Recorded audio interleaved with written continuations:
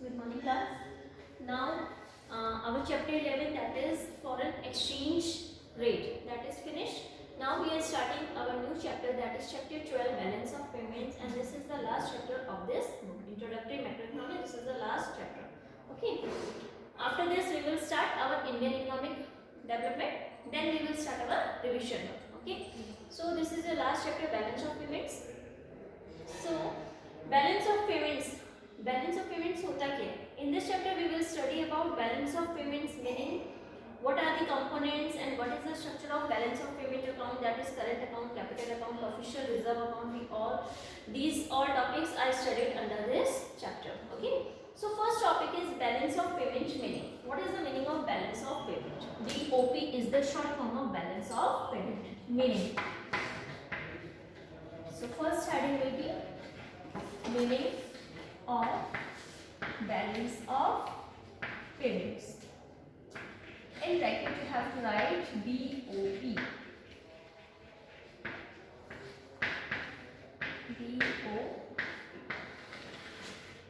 Is it clear?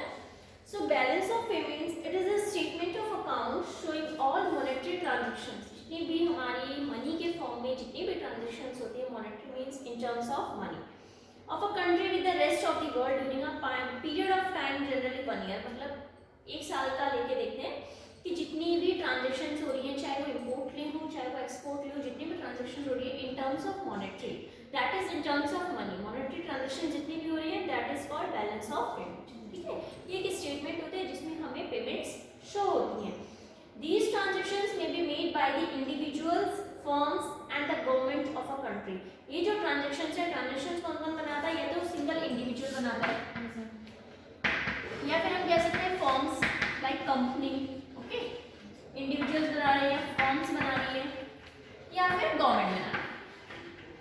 ये जो transactions होते हैं ये चाहे इंडिविजुअल करें, फर्म्स करें, गवर्नमेंट करें, these all are included under BOP. Okay. So broadly the monetary transactions relate to, जो monetary transactions मैंने बोला है, monetary transactions हमारा किससे relate करता है? एक्सपोर्ट और इम्पोर्ट से. ठीक है, क्योंकि जब हम एक्सपोर्ट करेंगे, इम्पोर्ट करेंगे, इसी से भी रिलेट हुआ है बैलेंस ऑफ पेमेंट. ठीक है ना, export and import. Is it clear? But in the BOP language, अगर हम बैलेंस ऑफ पेमेंट की लैंग्वेज में बात करते हैं तो इसका एक नाम और होता है, दैट इज कॉल्ड मर्केंटाइज. क्या बोलते हैं उसे? मर्केंटाइज, और you can say visible trade और visible trade. Visible trade means when you are exporting and importing of goods and services, that is visible. Okay, so that is why this is also called visible trade. ठीक है, you can say merchandise same. ठीक है, इसके दोनों नाम है, merchandise और visible trade. Simply because goods are visible when they cross the border. Simply क्योंकि जब गुड्स जो है, ये बॉर्डर है, सपोज जब हमारे कंट्री से बाहर जा रहा है, जब कंट्री दूसरी कंट्री में जा रहा है तो क्रॉस करा बॉर्डर को, तो जब वो क्रॉस करते हैं बॉर्डर को तभी शो हो रहा है ना कि इंपोर्ट हो रहा है या एक्सपोर्ट हो रहा है. ठीक है ना, जब हमारी कंट्री से बाहर जा रहा है दैट इज कॉल्ड एक्सपोर्ट. जब बाहर से अंदर आ रहा है हमारी कंट्री में दैट इज कॉल्ड इम्पोर्ट. तो जब बॉर्डर को क्रॉस करता है तभी हमें दिखाई दे रहा है, तब हमें ट्रेड दिख रहा है कि इंपोर्ट हुआ है या एक्सपोर्ट हुआ है. ठीक है ना, तो इसीलिए क्योंकि इसमें हमें गुड्स देखना है कि हमने क्या गुड्स को भेजा है और किस गुड्स को इम्पोर्ट किया है. So that is why this is called visible trade, क्योंकि show है. Export and import of it is called invisible trade because goods and services are not visible when they cross the borders. ठीक है, अगर मैं suppose कह रही हूँ कि when they cross the borders, जब वो बॉर्डर को क्रॉस कर रहे हैं तो गुड्स हमें शो हो रहे हैं. ठीक है, और लेकिन simply because services are not visible, अगर सपोज गुड्स जा रहे हैं, सामान कोई जा रहा है, मैं कह रही हूँ यहाँ से ये सामान गया यहाँ पे. ठीक है, सपोज मैंने टीवी एक्सपोर्ट करे, अब हमारी इंडिया से मैंने बाहर, तो टीवी तो शो हो रहा है ना, लेकिन जो सर्विस हो रही है कैसे कैसे करके हुआ है, पहले कहाँ टीवी गया, उसके बाद कहाँ गया, तो सर्विसेज शो नहीं हो रही है. तो सर्विसेज क्या है? इनविजिबल. लेकिन गुड्स क्या है? Visible. So you can say that goods are visible but services are invisible. Goods तो विजिबल है, गुड्स तो हमें दिख रहे हैं, लेकिन सर्विसेज क्या है? इनविजिबल. कैसे कैसे करके सामान एक्सपोर्ट हो रहा है, इंपोर्ट हो रहा है, you can't say. Okay, so these are invisible. So that is why this is called visible trade and this is called invisible trade. Okay, services cannot be seen. आप सर्विसेज को नहीं देख सकते हो. International sale and purchase of financial asset, ये assets बोलते हैं जिसमें स्टॉक्स और बॉन्ड्स होते हैं। इंटरनेशनल सेल और परचेज होता है रियल एसेट्स का, रियल एसेट्स में जैसे प्लांट और मशीनरी, ठीक है। There is a flow of foreign exchange into the country when we export goods and services or when the foreigners invest in our financial or real assets, ठीक है। मतलब flow of foreign exchange का होता है जब हम कोई सामान एक्सपोर्ट कर रहे हैं, गुड्स और सर्विसेज। एक्सपोर्ट मतलब हमारी कंट्री से बाहर जा रहे हैं गुड्स एंड सर्विसेज। ये हमारी कंट्री है, ये इंडिया है और ये सपोज चाइना है।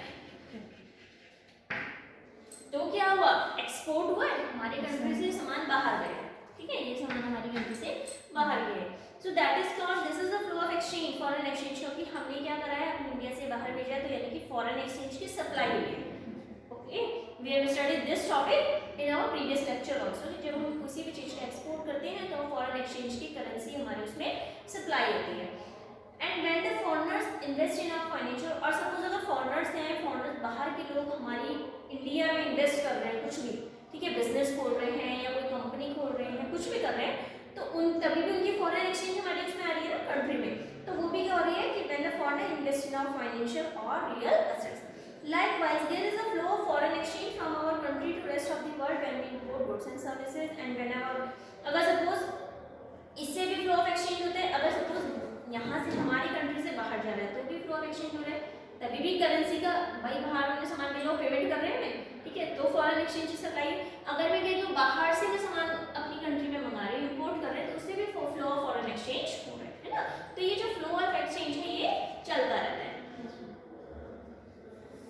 BOP account records all receipts and payments of foreign, जो बीओपी अकाउंट होता है, बीओपी क्या करता है, जितनी भी हम एक्सपोर्ट में या इंपोर्ट में जितनी भी हमारी ट्रांजेक्शंस हो रही है, पेमेंट्स हो रही है, सबको रिकॉर्ड करता है, ठीक है, एक तरह का अकाउंट बनाता है, ठीक है।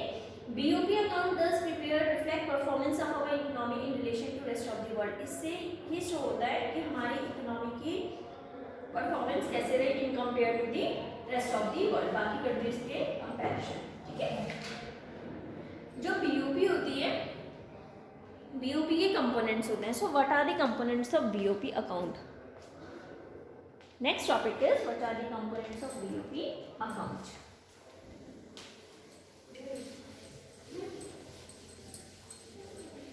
पहले समझ में आ गया ना कि बीओपी होता क्या है। इसके बाद नेक्स्ट टॉपिक आता है components. Components of BOP account.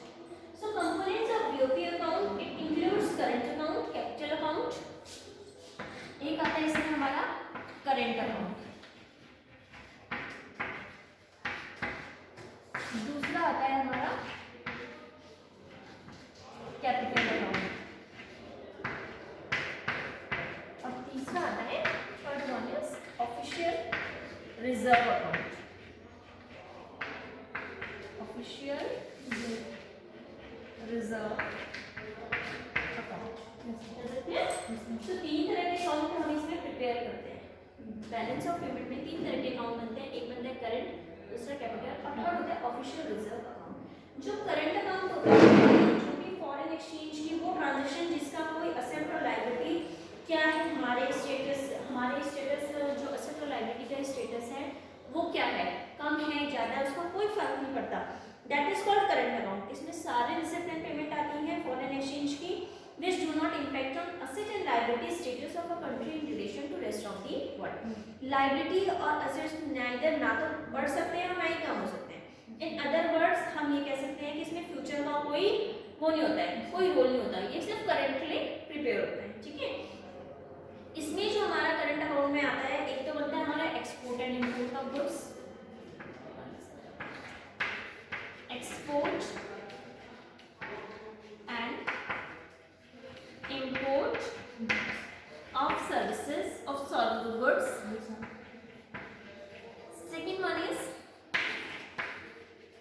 export and import of services। और आपको पता है कि जो सर्विसेज होती है ये भी टू टाइप्स की होती है,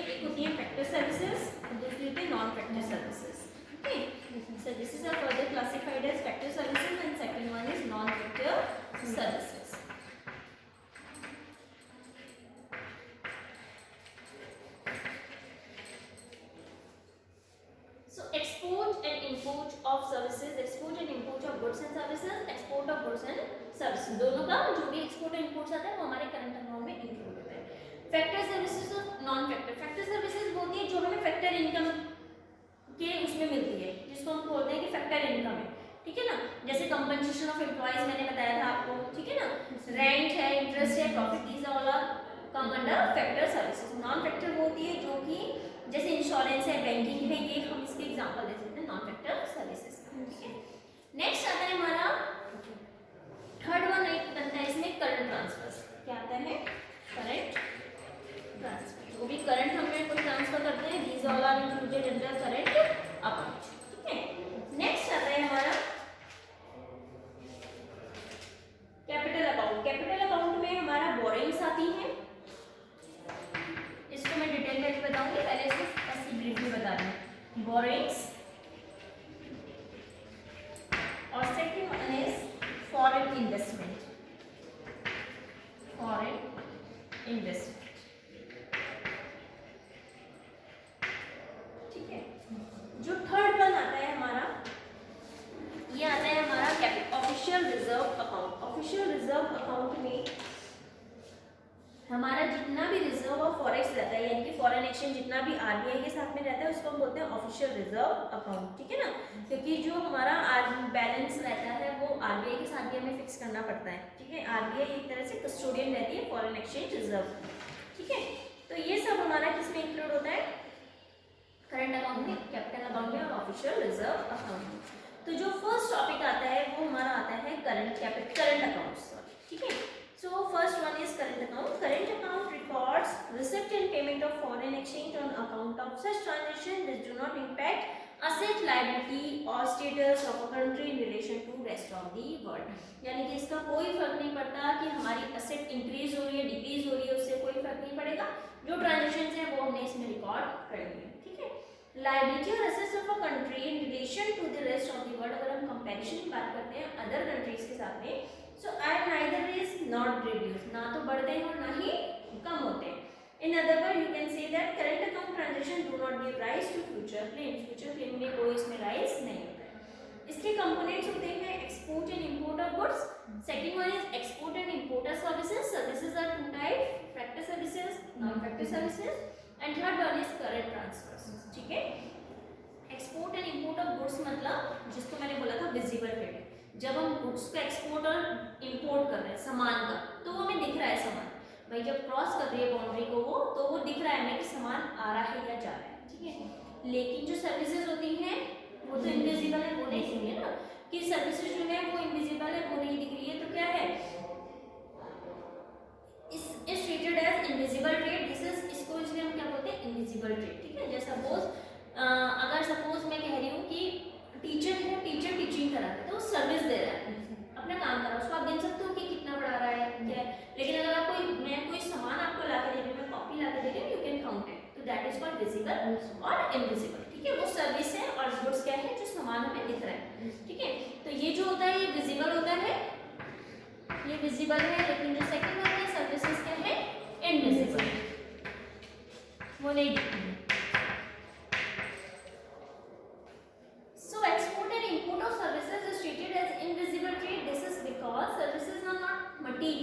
क्योंकि सर्विसेज टेंजिबल नहीं होती, you can not touch it and therefore can not be seen while crossing the borders. Example, insurance services being rendered across the borders can not be seen as crossing the borders. Services are further classified as factor services and non factor services. Factor services are those which relate to factor payment और you can say factor income. BOP account में जो monetary transactions होती हैं जो factor income से relate होती हैं, वो या तो इन्वेस्टमेंट इनकम में आती है, कंपनसेशन ऑफ एम्प्लॉइज में आती है। इन्वेस्टमेंट इनकम मतलब जो इन्वेस्टमेंट जो भी हमारी इनकम हो रही है, रेंट पे, इंटरेस्ट पे, प्रॉफिट पे, वो सारा हमारा इसके अंदर इंक्लूड होता है, ठीक है।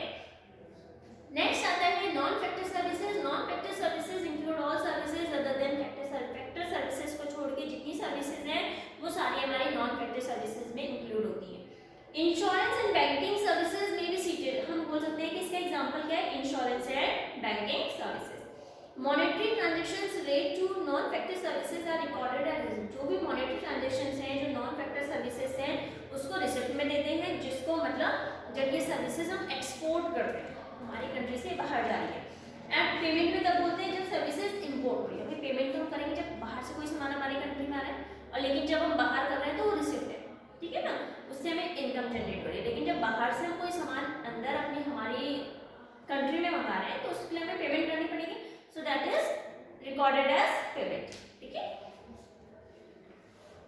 नेक्स्ट इसमें आता है करंट ट्रांसफर। करंट ट्रांसफर मतलब ट्रांसफर्स फॉर फ्री, जो फ्री में ट्रांसफर्स होते हैं। जैसे these are unilateral transfer made by way of gifts में अगर हम दे रहे हैं तो उसके वो तो नहीं हो रहा है ना, मनी तो नहीं मिल रहा है, उसकी जगह आपको इनकम जनरेट नहीं हो रही है, ठीक है। हम अगर ब्रांड्स में डोनेशंस में दे रहे हैं तो वो क्या है हमारा transfer for free. BOP account में जो करंट ट्रांसफर होते हैं उसको हम एलिमेंट ऑफ इनविजिबल की तरह, क्योंकि वो भी हमें विजिबल नहीं होते, गुड्स तो है नहीं वो, ठीक है ना, जो भी हम कुछ ट्रांसफर करते हैं तो वो विजिबल नहीं है, that is why it is included as invisible trade, ठीक है। So first one you have to write heading meaning of BOP, that is balance of payment, okay, write down.